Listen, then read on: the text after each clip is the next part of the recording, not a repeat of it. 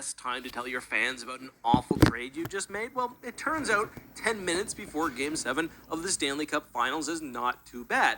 Like, seriously, I almost forgot about it in the afterglow of Bobby Lou, Paul Maurice, and the boys lifting the cup, but the Bruins finally traded Linus Ullmark to the Ottawa Senators, and in my opinion, the return is absolutely brutal. So, the Senators acquire Ullmark, 1 year left for $5 million. We'll come back to this, though, for a package of Joonas Korpisalo, 25% retained. I feel bad for the Boston Bruins. They're gonna lose in the first round next year, baby. That's what they're trying to get at. Linus Ullmark. Okay. We need to talk about this trade because obviously I'm going to talk about it. Why wouldn't I? Okay, so one thing that finds me the most curious is why they trade away Linus Ullmark. While he had a President's Trophy playing season before this season, the season before the 23-24 season. He was great with Swayman, but losing a backup goalie that's stable in net is interesting to me. I think one of the reasons that they might have done this was due to money issues and the salary cap. And if not that, either the GM of the Boston Bruins is slowly losing his mind.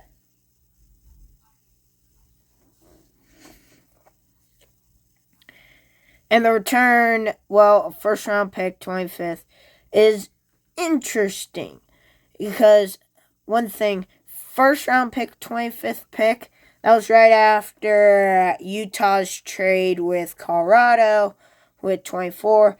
And Utah just really want to screw over Boston. They really want to screw over the Bruins and just say, hey, we're going to get this player, we're going to get this player. I bet Avalanche might have chosen him, but the Utah HC or the Utah Hockey Club, I'm going to be calling it the Utah HC because it's simpler to say. But I will keep saying like Avalanche instead of Avs or Penguins instead of Pens. And the same thing about like Florida. I'm not going to say the Pans. The Florida Pans. Yeah. Or the whatever. Okay. But that trade was interesting, and hopefully we get more draft videos. And Mark Castle, I think I'm honestly not familiar with him. 0% retained. Yeah, I don't know who that is. I also don't know who they are. Okay. Getting the 25th. The draft pick is interesting. Definitely because it's the first round. But the two other people in the trade, I have no idea who they are. The only thing that I know about them is that they're either on the Ottawa Senators AHL team or they're on their NHL team. That's literally all I know about them. I don't know if they're 5'3", 5'8", 6'2". I don't know. And I don't even know if they're married or if their age, like if they're 80 or if they're 18 or 28 or 40 or if they're about to retire or if they're new to the NHL or what.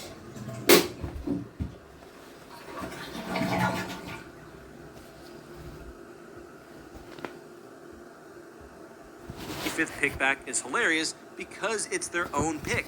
It's the pick they traded at last season's trade deadline to the Detroit Tirebirds for Tyler Bertuzzi. Then the Red Wings would sling the pick back to the Senators at the beginning of the season in the DeBrincat deal. And now the pick... I feel like this is going to be a bad trade for Boston. Trading away Ullmark is a bold move, and hopefully they get a backup goalie back in that, something like a Igor Shesterkin like player. Not meaning like Igor Shesterkin's going to be the backup goalie, meaning someone similar to Igor Shesterkin or Olmark's abilities in net will be able to be the backup goalie. Hopefully it's not some AHL guy who just came back up to the NHL to play when their main goalie, Swayman is out. And if Swayman leaves, they're just trying to destroy their goaltender. But I don't think that's going to happen. Okay. What they need is like some Patrick Kane pixie dust to fix this. They could get Patrick Kane, which I hope they do, and I hope they do well this.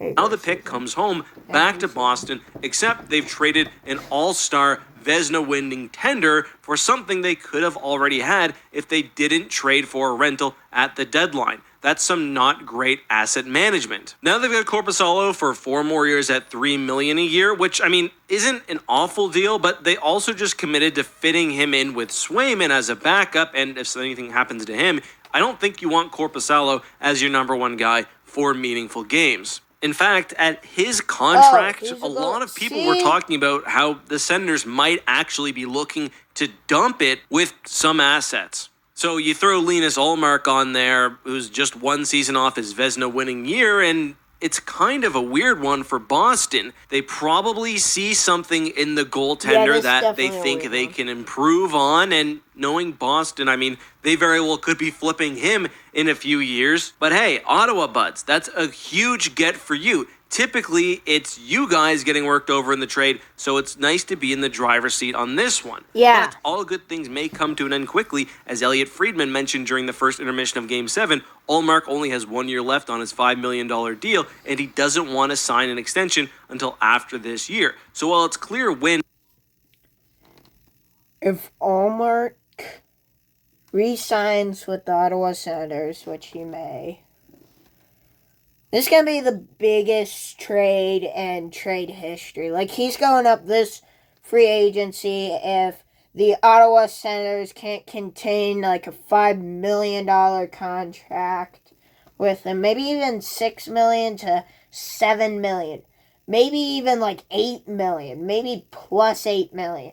But Ottawa needs to have the money to re-sign him on, and Ullmark needs to actually be used to a Canadian market because there's a lot of players and a lot of goalies who left Canada for an American team due to the climate.